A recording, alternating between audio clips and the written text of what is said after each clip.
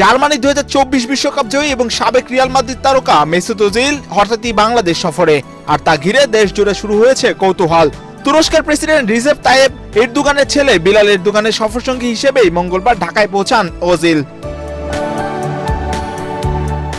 এই সফরের মূল উদ্দেশ্য মূলত মানবিক কার্যক্রম। শরণার্থী ত্রাণ ও প্রত্যাবাসন কমিশনের কার্যালয় ও তুরস্ক সরকারের সংস্থা Turkish cooperation and coordination agency টিকা যৌথভাবে সফরটির আয়োজন করেছে। এই উপলক্ষে বৃহস্পতিবার কক্সবাজারের রোহিঙ্গা শরণার্থী ক্যাম্প পরিদর্শনে যাবেন অজিল।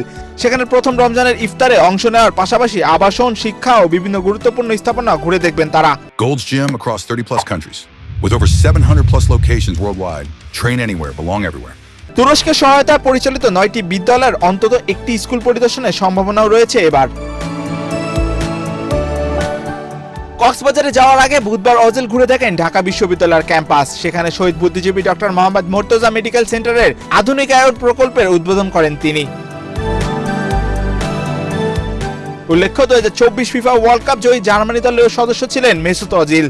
ক্লাব ও জাতীয় দল মিলিয়ে 645 ম্যাচে 114 গোল ও 222 অ্যাসিস্ট করা এই মিডফিল্ডার খেলেছেন রিয়াল মাদ্রিদ ও আর্সেনাল এফসির মতো ইউরোপের শীর্ষ ক্লাবেও। মাহিউজ্জামান, বাংলাদেশ প্রতিদিন।